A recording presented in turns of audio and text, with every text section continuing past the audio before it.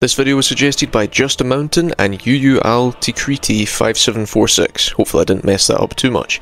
If you guys are watching, first of all, great suggestion, and second of all, I hope this video helped, and I hope everyone enjoys today's video. You read the title right, the thumbnail that looks like it belongs on a poster in an old folks home. Today we are ranking Consumables in State of Decay 2, the top 10.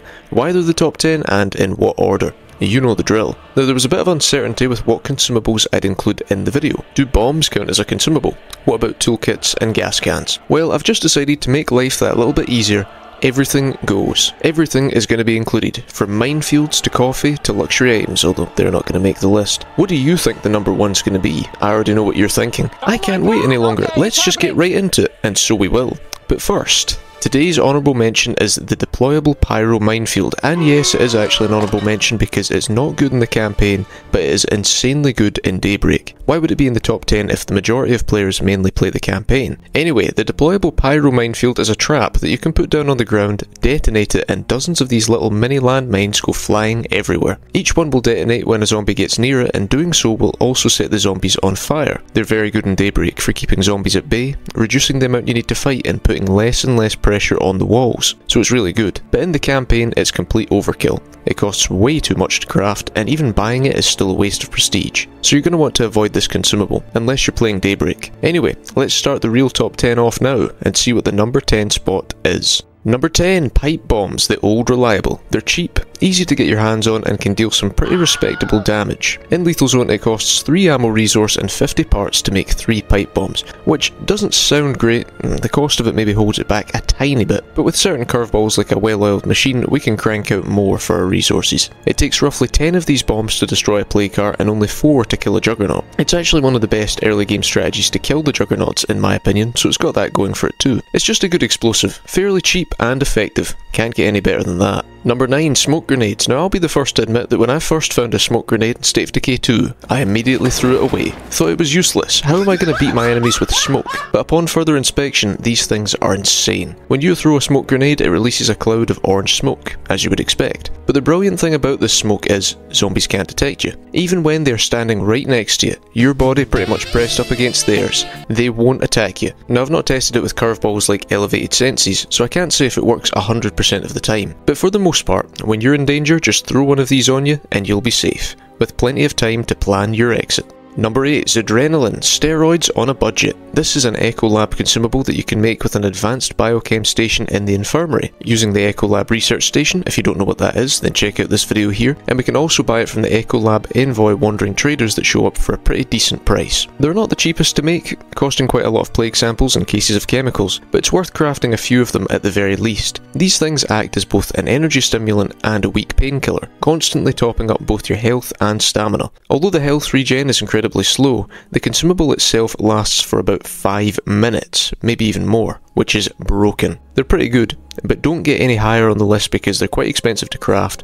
The blood plague build-up they deal is quite annoying, and sometimes it could be considered overkill in a classic campaign run, but they definitely are worth trying if you haven't already. Number 7, bloater cloud grenades. Some people might have expected these to be higher, and that's fair, I hear you, but there's a lot of good things on this list, absolute staples, and this is not one of them. They are ridiculously OP though, so let's break it down. Bloater cloud grenades are throwable toxic gas packets that does damage to humans over time. Zombies are immune to it, but if we ignite the gas, it creates an extremely powerful explosion. These blasts are so strong that it only takes about 3 of these gas packets to destroy a plague cart on Lethal Zone. Sometimes it's inconsistent, but with the right angles and a little bit of luck, that's all you need.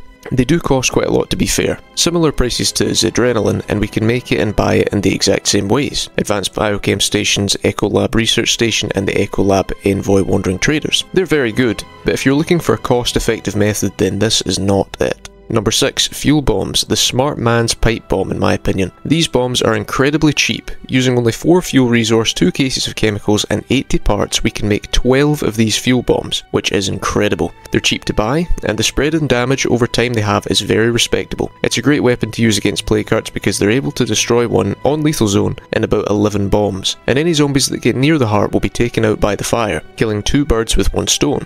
They're not the best for juggernauts, they're immune to fire I'm pretty sure, but they'll tear through everything else. They're one of the most cost-efficient tools in the game, and that's why it makes number 6. Number 5, Scent Block. What's better than being able to tank damage? being able to avoid damage altogether. That's what this can do, and it's why I think it's better than its counterpill, Zedrenalin. What Scent Block does is temporarily remove or massively reduce the noise our characters make. Similar to the smoke grenade, zombies will now find it pretty much impossible to detect us. We can walk among them, without them even realising. It makes killing plague hearts so easy because we receive little to no resistance from zombies. The only thing that can still detect us pretty well is the feral, but even then they still have trouble from time to time. Again, it costs about the same as Adrenaline and the bloater grenades, and we can acquire it in the exact same ways. There's also a mission that can pop up in our ambient goals section titled Mysterious Stranger, where we can get about 4 or 5 of these scent blocks as the reward, so it's got that going for it as well. It's really good, but it doesn't get any higher because it's not an absolute necessity. You can easily live without it. Number 4, energy stimulants. Now this is something we'll find a little harder to live without. Really simple to explain. You pop one, you have basically infinite stamina for a period of time. They're better than energy drinks because they last longer, although they are a bit harder to get your hands on. We can't make energy stimulants. We can only find them occasionally or buy them from enclaves, and they're not the cheapest to buy either. But infinite stamina is well worth it. Whether you're fighting a horde, taking on a plague cart, pretty much every scenario we have, the more stamina, the better. Number 3, strong painkillers. It has to be number 3. The best painkillers for topping up a health bar, no matter the size, no matter the damage taken, they are a staple of any good campaign playthrough. And from my experience, they've saved my life a lot more than bandages or first aid kits ever could. They're incredibly easy and cheap to make, costing only 1 meds resource and 2 jugs of ethanol to make 6, if you have the pill press and knowledge of pharmacology, which is a specialised chemistry skill. They're about the same cost to buy as the energy stimulants, but because we can make so many of these for a cheap price, they're actually really good to sell. In fact, I've made a whole video explaining how you can make ridiculous amounts of money off of just selling these strong painkillers. Each one sells for about 34 influence, which is the same as a standard luxury item, so yeah, it's really good. Whether you're using them or selling them, these painkillers are brilliant, and a must-have for any playthrough. For number 2, I've went with the gas can and the toolkit. I should probably put these in 2 separate spots, but there's so many good consumables in the game, and these two are so closely linked. If you want to know which one's better, I would probably say the gas can, but they're both good in their own right. With gas cans and toolkits, we can repair and maintain vehicles, and I shouldn't really need to explain why this is so good, but with vehicles we can move quicker, loot more efficiently, and even use them to kill zombies. Just make sure you reverse into them instead of hitting them from the front. Saves durability. Cars are useful, doesn't need much more convincing. They are a staple in the game, and as such, so are these consumables here. Not much else is more important, which is why it has to be number 2.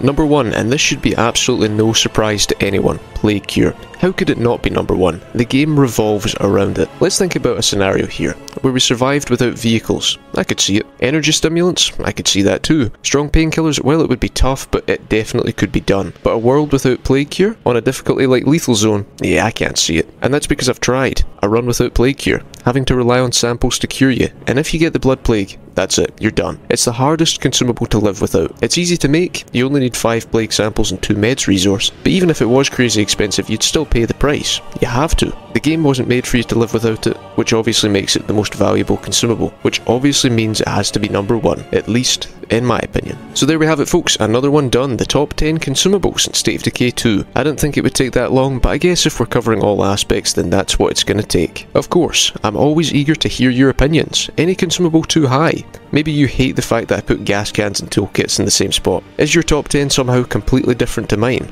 Doubt it, but let me know, especially if it is. Leave it in the comments below, and I'll see you in the next video.